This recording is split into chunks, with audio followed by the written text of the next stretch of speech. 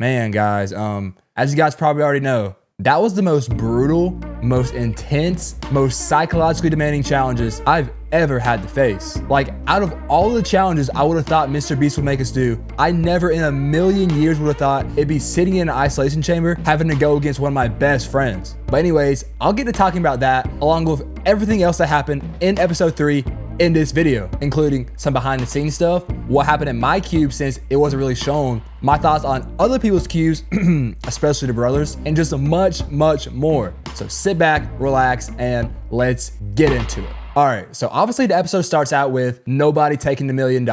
And I know a lot of people are gonna be saying that it's staged, that they're actors, and that they're just flat out crazy. I mean, who turns down $1 million? Even Jimmy said it himself. None of you want $1 million. But I just want to set the record straight that this is real, and all of us contestants at the end of the day are just normal, everyday people, and they all refuse the money at their own will to keep us alive. I mean, think about it. Jimmy said choose a captain that's trustworthy and won't take a bribe. So if you're thinking logically, it's no coincidence that every team chose an older, more mature person to represent them. I mean, at the end of the day, no team's gonna choose a 20-year-old as captain, no matter how trustworthy they may seem. Because statistically, they had the highest odds of giving into the pressure because more than likely, they needed money the most. And don't get me wrong, my team, the pink team, even though you don't see it in the show, went down the line and there were about 5 or 6 people who we were considering electing as captain, and we had a long chat and discussion with each of them on whether or not we could trust them. But at the end of the day, the decision for us was a no-brainer. As you guys know, we chose Dino. I mean, think about it. 60 years old, retired firefighter, has grandkids. I mean, there's just no way he screws us over. And the same thing can be said about Jeremy, Twana, and Harrison. They're all just down-to-earth people. And I had a feeling from the beginning, while watching them out there, that nobody was gonna give in. Because again, I could just tell they were all good, genuine people who would not screw over anybody, even if $1 million is a button press away from being theirs. So again, this is not staged at all. And I think it just goes to show that people can be selfless and resist temptation even when the stakes are high. I mean, Dino said it best whenever he said this. You guys mean more to me than that screen. I mean, what a beautiful moment. I mean, I feel like that just sums up this whole entire situation to a T. And also, at this point, I consider me and Dino to be pretty good friends, which sounds weird to say because I mean, he's 6 years old and I'm 20. Like, he could literally be my grandpa. But again, we first started talking right before the cup pong game and we just had a good chat. And we also had a good moment right before I went out to shoot my shot in cup pong as we were losing, as we kind of made eye contact, and it's like he knew I was gonna make my shot, which I eventually did. And it honestly felt like a scene straight out of a movie, as this little moment solidified our friendship. And also, this is one of the main reasons why I love stuff like Beast games. I mean, if me and him were to have met anywhere else, more than likely, we never would have gotten us close or talked at all. Because again, we're at 2 different stages of life. But whenever you bring people together with no phones, high stakes, and lots of emotions, it forms relationships that may never have been formed, which is an amazing thing. But anyways, after they turned down the $1 million, there was just a huge morale boost in the city. I mean, you guys saw us celebrating, but unless you were there, you have no idea how high the energy and the emotions got. I mean, it was literally unmatched. Like, people left their jobs, left their families behind just to come here and compete. So whenever they turn down $1 million to save pretty much strangers who they've only really known for about 4 or 5 days at best, it just united everyone in the city even more. And that's why Jimmy said most people were drawn to the captains after this, because they displayed a huge level of loyalty and trust that is extremely rare in games like this, especially whenever you're competing for $5 million. But anyways, on to the next day after this, and one thing you guys probably don't know is, after they turned down the $1 million, they actually gave us a break the next day from challenges. And we just got to chill in the city and have some calm before the storm, which was definitely coming. And we had no idea. But again, it was just nice to have one stress-free day and just be able to hang out and chill with everybody in the city. And also, speaking of the city, I feel like I failed to mention this in my previous videos, but walking into the city for that very first time felt so surreal. I mean, you had cameras, drones, and crew everywhere. And me being a huge reality TV fan, it was just like a dream come true. And as far as living arrangements in the city, it was honestly pretty good. You will get your food at Feastable's Cafe, where as you can see in this picture, there's cubby holes filled with tons of different food options. And also, on the side of the cafe was a refrigerator filled with Feastables, muscle milk, water, and just a bunch of other beverages. And as far as cabins go, they were all marked with letters for both boys and girls. And I was in cabin H on the top bunk. And it was honestly pretty comfortable and chill in there, especially considering the fact that at one point we had over 50 guys in there. But anyways, that's basically how it was living in the city. And while almost every day there was almost at least one challenge, there was still a good amount of downtime in between them. Because as you can imagine, it took a while to get everybody mic'd up and everybody ready. And it's just one huge process. So if I'm being honest, it's crazy for me to watch the show edited down to like 40-ish minutes whenever there was so much that happened that you guys would just never see. And also, the energy whenever I first arrived in the city was kind of weird for me. Because on one hand, you're surrounded by people that you basically just met and are competing against for $5 million. But on the other hand, it just felt like an adult summer camp where we could just bond, hang out, and just feel like kids again. I mean, we didn't have to worry about jobs, time, money, or anything that we normally have to think about outside the games. I mean, all we had to think about was each other, ourselves, and upcoming challenges. Which, by the way, every time we tried to think about what a challenge was going to be, we were dead wrong every time. But anyways, most of us just had a good time in the city in between challenges. And while there might have been some people there who didn't take the time to connect with people because they solely viewed others as competitors, for me and about 99% of people there, we just bonded and grew closer every day during downtime. I mean, you would literally walk outside your cabin in the morning and you would see a group of people in a circle doing yoga, working out, playing werewolf, or just having a good time. So again, city life behind the scenes was a crazy experience. And I'll definitely be making a more in-depth behind the scenes video of Beast games and my experience very soon. So make sure to subscribe for that. But anyways, back to the current time where it's the next day after the off day. And as you guys know, this is where things would take a dramatic turn. As little did we know, this was gonna be one of the most brutal challenges we've ever had to face. So now let's talk about my experience during this challenge. So for my group of 3, it was my day one best friend Rob and my friend Grant.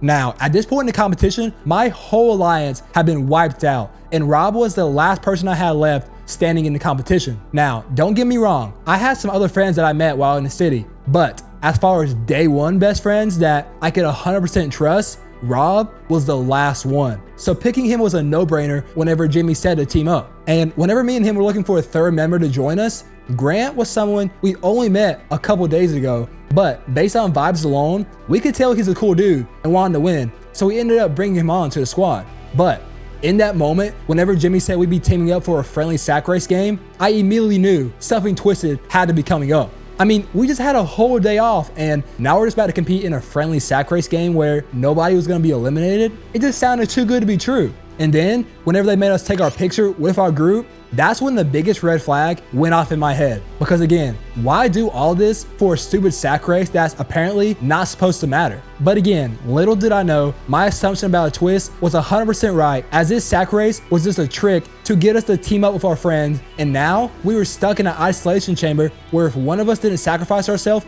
after 5 hours, we were all going home. And also, speaking of the sack race, if I'm being 100% honest, we should have won it and gotten that luxury cabin and gotten that exemption. Like whenever the race first started, I was the leadoff man for our team and I was beating everybody and was in first place. But unfortunately, whenever Rob and Grant went, they accidentally tripped, making us lose the lead as we ended up getting like 3rd place. And also, just to clarify, this is not me throwing any shade at all to Rob or Grant. I love those boys and I'm not the type of person to talk bad about anyone, especially behind their back. But I do like to tell things how they are. And if Rob and Grant were here with me right now, they would agree when I say we should have won that sack race. But again, obviously we lost it. And in that moment, it was extremely frustrating for all 3 of us knowing how close we were to winning it. And whenever we found out that the winners got an exemption from the challenge, it was like a gut punch because we were literally this close to getting it. But anyways, now we're handcuffed and we're escorted to the cubes. And here's us actually walking on set on the show for the very first time. Behind one of our Beast Games guards. Now, whenever we first walk onto the set, it's literally exactly how you see it on the show. It's this huge white room with red cubes everywhere. And obviously inside every cube is the red phone along with the handcuffs. And at the side corner of every room was a camera, and then there was a sliding door on the side of the room where a cameraman would slide the door open to start filming you. But anyways, before I get into what me, Rob, and Grant did to decide who should self-sacrifice, I'm gonna get into some frequently asked questions about this challenge. So the first one is, why did nobody ask for money? And the simple answer is, you could have. Like, you literally could have asked for anything, but whatever you asked for could not leave the room with you once you left. Now, another question I constantly hear is, did you guys not use the bathroom for 5 straight hours? And the answer to that is no. They had porta potties that they bring to each cube if you had to go, and you walk in and then walk right back out into your cube. Now, this next question is one that I see all over TikTok, and it's, how are people allowed to refuse to self-eliminate even if they lost the game? And the simple answer to that is, we were allowed to. Like, before we even started, Jimmy told us we could use that phone to call for anything to make the decision easier. And if you decided with a game, even if you lost, you didn't have to comply to the rules of the game and could just straight up refuse to self-eliminate yourself, which is exactly what this dude did. And I'll give you guys my thoughts on him in a moment. But again, you didn't have to obey the rules to anything. And if you wanted to, you could refuse to handcuff yourself all day long. So again, this is all the questions I've personally been hearing about this challenge. But if there's one that I didn't answer, make sure to drop it in the comments and I'll be sure to answer them. But now, let's get down to what happened in my cube with me, Rob, and Grant. So to begin with, we all each just literally sat in our own corner of the room just thinking what we should do. I mean, you can literally see in the show people just lying on the floor and saying nothing to each other at first, because literally the pure shock in that moment of hearing you're gonna have to go against one of your best friends was brutal. I mean, you can literally hear me say it right here that I never thought it'd ever come to this. Never thought it'd come to this, when having to go against your own brother. So now, after just sitting there in silence for a while, we all then decided to tell our stories on why we needed the money. And I'm not gonna tell Rob and Grant's story because at the end of the day, it's not my place to tell their story. My reason for why I said I needed the money was to basically help out my family and my hometown. Like, one thing about me, I could care less about having the most richest, flashiest cars, newest shoes, or anything. Like, I wore the same pair of shoes for so long that I literally started to get holes in them. Like, again, I really don't care about spending on myself, but rather for others. I just love seeing the reactions on people's faces to positive actions, and I just couldn't stop thinking in that moment of going back to my hometown with the money and just seeing everybody's faces as I give back. So again, I feel like I'm very selfless with money, and I told them in that moment, I was just gonna help out as many people in my hometown as possible. So then, whenever we all told our stories, we all then realized we all have a reason why we should stay and compete for the money. But at the end of the day, no person's reason is greater than another person's. I mean, Twana literally says it right here. Everyone has a reason that they want to be here. I will not say that my reason, your reason is greater or lower than. I mean, no matter what a person's reason is for staying, at the end of the day, everyone deserves a fair shot of staying and competing for the money. And my whole group realized this as we continued to find another solution to decide who should go. So now, at this point, is whenever we get our first breakthrough, as Rob told us the only way he would self-sacrifice himself is if MrBeast got Travis Barker on the phone and he agreed to collaborate with Rob's band. Now, in this moment, I had no idea who Travis Barker was, but basically he's a super famous drummer known for being a part of the legendary band Blink-182, and it was basically Rob's dream for him to collaborate with his band Audio Crisis, and this was the only way he would willingly self-sacrifice himself. So then we literally pick up the phone and request MrBeast to get in contact with him, and in this moment we felt pretty good it was gonna happen. I mean, it's MrBeast. He's talked to Elon Musk, Gordon Ramsay, Tom Brady, basically every big time celebrity you can think of. So if anyone could make this happen for Rob, it was him. So then after a long wait, MrBeast slides open our door, comes in, opens up his Instagram, and we literally sit there and watch him type out a DM asking Travis Barker to collaborate with Rob. I mean, it was literally so surreal in the moment watching somebody with 60 million followers just casually open up the app and DM someone. Like, again, it was unreal. But anyways, as he was DMing him, there were 2 problems MrBeast told us. One was that Travis Barker did not follow MrBeast on Instagram. And 2 was that even for him, getting in touch with celebrities was a long process, as they had to talk to their entire team and their managers just to make something happen. So he then told us he'd do everything he could to get a hold of them, but to not count on it, and we probably would need to find another way to decide who should go. So then, after that disappointing news, we waited for about an hour to see if anything ever came of it, as we kept calling for updates. But after a while, reality began to set in as we came to the realization that we needed another way to decide who should go. So now, before I tell you guys what we did,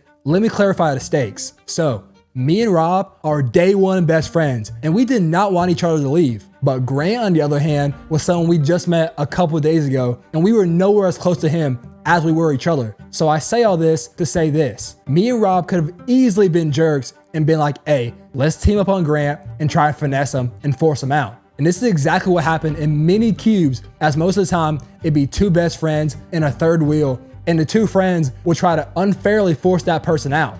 But me and Rob are not like that. And we literally told Grant, hey, you're a homie now, and it doesn't matter if we met you a couple days ago, and you deserve a fair shot just like all three of us do to move on. So we're gonna play a fair game, and if any one of us loses, we're gonna be a man of our word and handcuff ourselves. So we then all shook hands and hugged each other, as it was just a beautiful moment of respect and friendship. But now, let's finally get into what we did to decide who should go. And after a long discussion, we decided to play Jenga. Yep, you heard that right. We decided to play a fair, simple game of Jenga where it was best of 3. So the first person to lose 2 games was eliminated. So we then start the first game, and let me tell you, I've never seen 3 people so locked in my entire life. Like, I wish they would have shown y'all our cube. Like, we were all so locked in, and my hands were literally shaking every block I stacked. But then I made the biggest mistake of my life, as I accidentally pulled a piece out too hard and I knocked the tower over. And in this moment, my heart literally sunk. I mean, one more loss and I'm going home. So I then just go on a corner by myself to prepare for game 2, and I literally write the words, "find a way," which was basically my whole motto throughout this show. No matter what the odds were, no matter what the challenge was, no matter how high the stakes were, I was gonna find a way to get through. So now it's the start of game 2, and we're going, and then all of a sudden, Rob knocks over the tower. And at this point, it looked like it was going to be either me or him going home, as Grant still had no losses. So now we start game 3, and as I'm going, it's my turn, and literally as I'm going, in walks Nolan as he starts commentating on what I'm doing, literally saying these exact words. This is literally a $5 million game of Jenga. If he knocks over this tower, he's going home. His chances of winning $5 million is gone. And I just remember sitting there thinking in my head, like, why does he have to do this at my turn in probably the biggest moment of my life? But I then locks back in, and by the grace of God, I got the piece out. And then whenever Grant goes next, some way, somehow, he knocks the tower over, as now we all have 3 losses and we have to play a 4th and deciding game of who should go home. And I'm telling you, that final game seemed to go on forever. It was like we were surgeons getting the pieces out left and right with ease. But then it's once again Grant's turn as he's going, and then all of a sudden, out of nowhere, he knocks over the tower. And in this moment, it was a relief for me knowing that I was moving on, but at the end of the day, Grant was my friend, and I felt bad for him as me and Rob hugged him to try and comfort him. And then after this little moment, we all ordered milkshakes for one last hurrah together, as then Grant remained a man of his word and handcuffed himself as we left the room. And here's a clip of us saying our final goodbyes to him in the show. Peace out, brother. You guys are legends.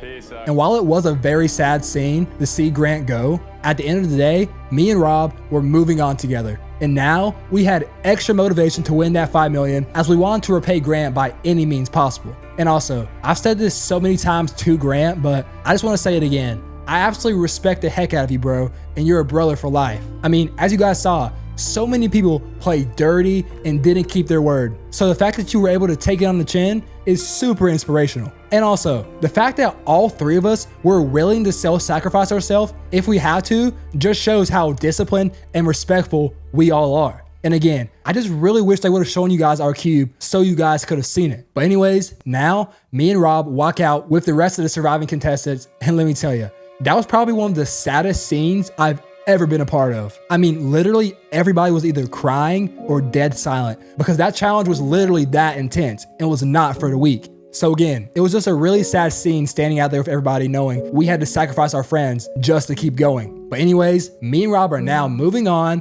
and now I'm going to give you guys some of my thoughts on what happened in other people's cubes. Now, before I get into it, let me just say, I had no idea what happened in other people's cubes in that moment. And seeing it on the show was my first time seeing or even hearing about any of these situations. So my thoughts on them are super fresh. But anyways, let's start off with the cube you probably came here for, which is the brothers cube of 527 and 406. Now, at this point, I definitely knew who they were, and I definitely knew they were brothers, but not good enough to call them my friends, and definitely not good enough to know what they're like. But as far as their situation goes, I got a 2-sided take. Now, on one hand, I do think it's messed up doing what they did by basically manipulating that girl into self-sacrificing herself. I mean, like I said earlier, so many people were doing this where two people would gang up on an odd man out. And that's exactly why, from the jump, me and Rob said we're not doing that to Grant. So again, I don't agree with what they did, and I certainly feel bad for 225. But on the other hand, the competitor side of me kind of gets why they did what they did. Because I mean, I hate losing, and while I won't do what they did, I will do almost anything it takes to make sure that I win. I mean, we're competing for $5 million, and at the end of the day, sometimes you gotta do what you gotta do to stay in, even if it might hurt some people's feelings and make people hate you. I mean, at the end of the day, love them or hate them, they took a risk and it paid off. They're still in the game competing for $5 million while 900 plus people are not. And also, at the end of the day, no matter how you look at it, 225 handcuffed herself willingly and at free will. So again, if you look at it that way, I don't really know whose side you should take. But anyways, this is a very tough situation for me to judge, so I'd like to hear your guys' thoughts on it. So leave your thoughts on the brothers situation down in the comments. And now, let's talk about this guy and what he did. Now, let me make things clear. I strongly dislike this guy, and in my humble opinion, I totally think he's 100 times worse than anything the brothers did. I mean, at least one of the brothers at least agreed to play to a game and more than likely would have sacrificed himself if he would have lost. And again, technically, he won fair and square.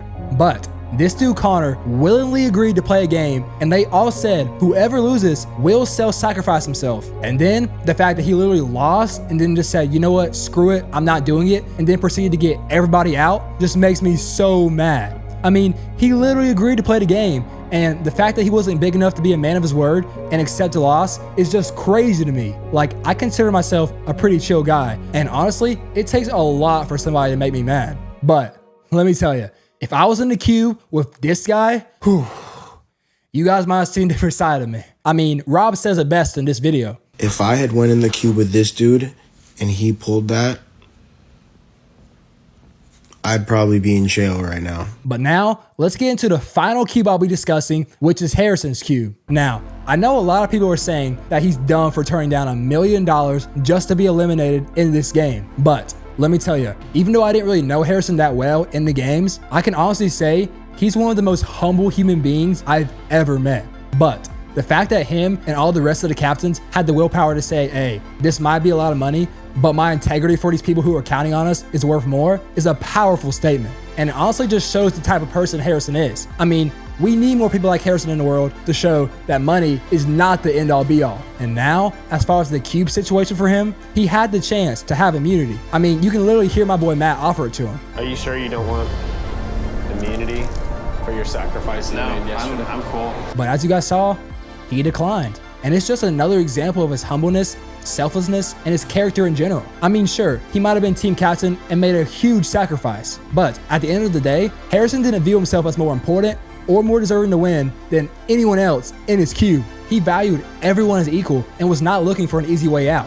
And again, that kind of integrity is rare, especially whenever so much is on the line. So again, no matter what you think of Harrison and his decision, at the end of the day, I personally believe he earned the world's respect and left an impression that goes way beyond the game itself. But again, leave your thoughts on Harrison down in the comments, and I'll be sure to read and respond to all of them. But anyways, now I'm officially back in the city, and let me tell you, whenever we first walked through the gates again, it was like a ghost town in there, as I felt like we lost so many people to this challenge. And it was literally dead quiet because everybody was upset. I mean, Jeremy was not lying whenever he said this. We are in a city right now full of sorrow and heartbreak. But anyways, after that sad night, before we knew it, it's the next morning, and now it's time to fight for a ticket to the island. So now, leave your thoughts below if you think I'll make it to the island in episode 4. I hope you guys have really enjoyed these videos of me telling my story of Beast Games, and I'll see you guys next time.